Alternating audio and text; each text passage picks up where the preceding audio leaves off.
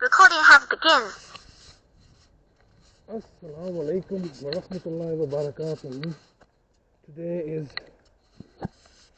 Assalamu alaikum wa rahmatullahi wa barakatuh. Let me just adjust this. Today is Monday the 23rd of October 2023, and the time is around about 5:30 or maybe 20 to 6, and today is day 76 that I have not seen or heard or know anything about my brother Talib Hussein. This is where we live. Well, this is where I now live, alone, isolated. 20 Primary Way, Undercliff, Bradford. So 76 days, and as you know, I've been making a video diary every single day in October, simply disregarding privacy rights. Obviously I take privacy very seriously. I don't want to be going public, but I'm left with absolutely no choice but to go public, considering the nefarious, villainous actions being taken against me by the state and my brother, in isolating us, in committing acts of ultra-virus abuse, and attacking me in my own home. Not for the first time, for numerous times. They got desperate in their bid to incriminate me. Now it's been 76 days that since the 8th of August that my brother was abducted. It's been 52 sessions that I've been 52 days from the 31st of August until today that I've been leaving voice messages to Mr. Christopher Browell, my brother's social worker and representative of the council, and also leaving daily messages, I believe, from the 10th of October to the city solicitor, where previously I'd been sending them emails every single day just saying, hey man, you've taken my brother, okay, fair enough, you've committed your act of aggression, but just give me the legal basis and the legal framework that you've used to abduct my brother. There is no legal framework. They basically just come and abducted him and are holding him now at ransom, or hoping that I would just fall apart and die away.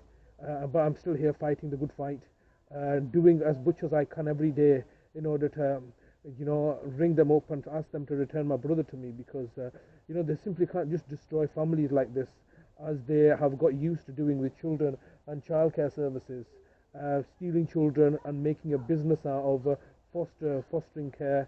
It's not the same thing with my brother. He's an adult.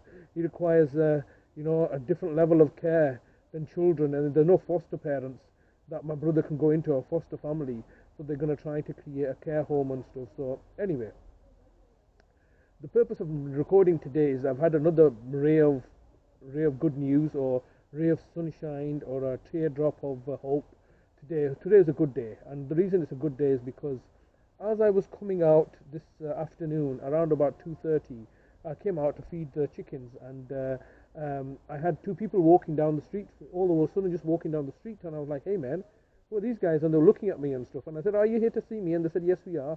And it was official people. It was people where, it was basically the RSPCA had come down. So a gentleman and a lady had come down from the RSPCA, and they wanted to see my birds, and they told me they'd been here previously on the 8th of August when the police came and raided my house, and they had come down, attended then, and now they're here again for the second. They've been down previously, but I was not at home. Anyway, he was a very lovely fella, I gotta say. He was very, very. I was feeling very threatened by his visit, because I thought they're going to come and take my animals away, all my birds. I've got loads of birds. They comfort me in times of distress, and basically they wanted to make a case out of nothing. Anyway, they've come down.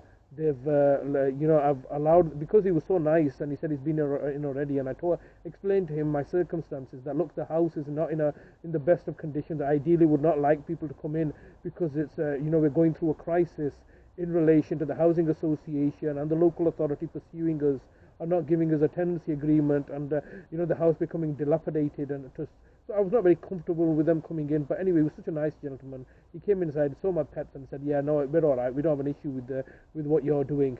So that's one less headache for me to deal with now. The RSPCA have checked my animals out. They said that they don't have an issue with them. There's no cruelty taking place. They were quite happy and left.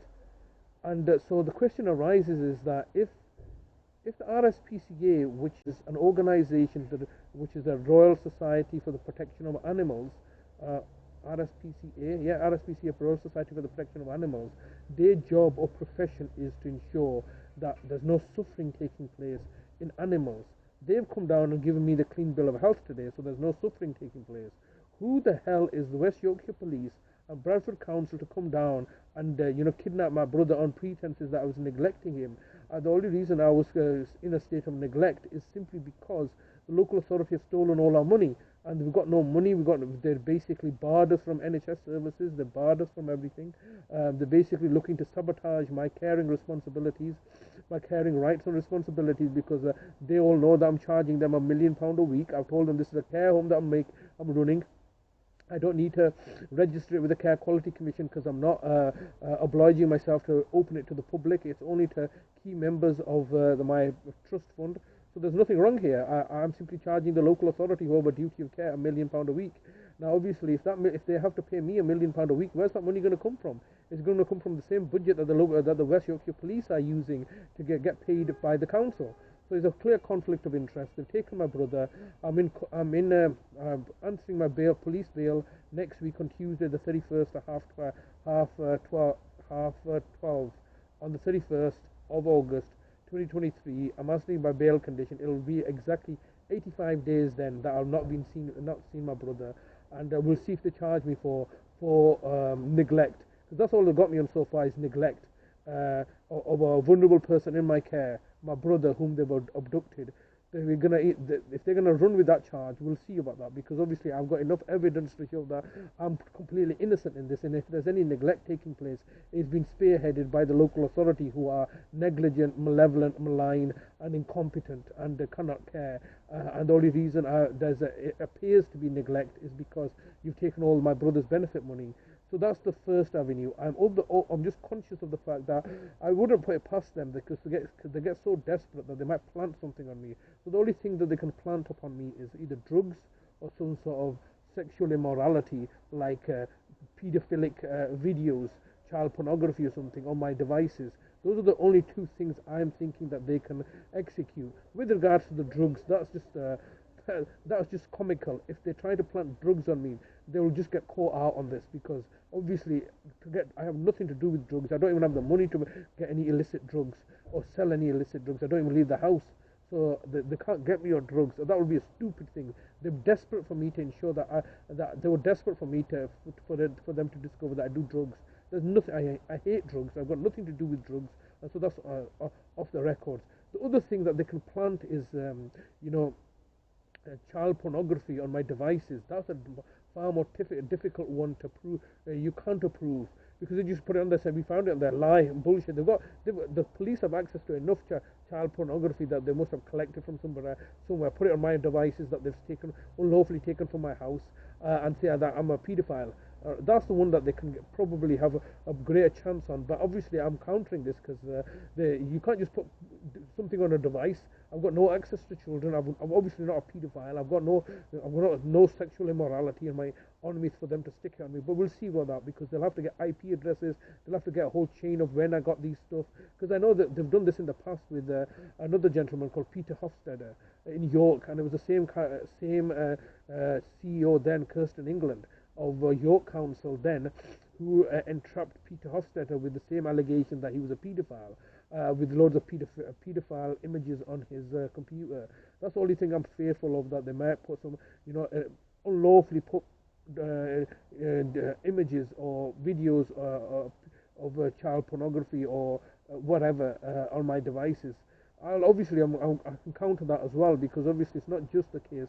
Where did I get this stuff from? How did it end up on my devices? I must have downloaded, and if I did, there should be IP history of my downloading things. And that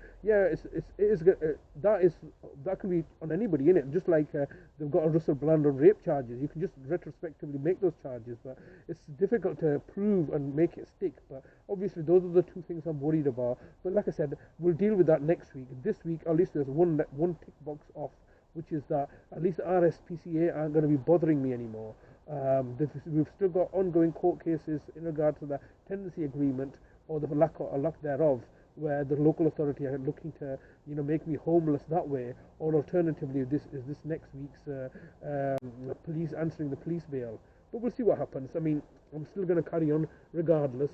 I'm just hoping to get my brother back so I can continue to, provide him with the much needed care that he needs, rather than being in the clutches of the evil, villainous local authority who have already murdered, several of my family members are no doubt looking to target and murder my brother Talib now. So we'll leave it there. Yes, just another another ray of good news that at least the RSPCA now are off my back. They've come down and given me the all clear that the animals are not going to be taken. So that's good. I'm in good spirits today. I'm obviously not suicidal at all. So if I die, it's as a result of the local authorities' malevolence, because they're trying to cover up their own failures. Well, we think we should leave it there. So that's all.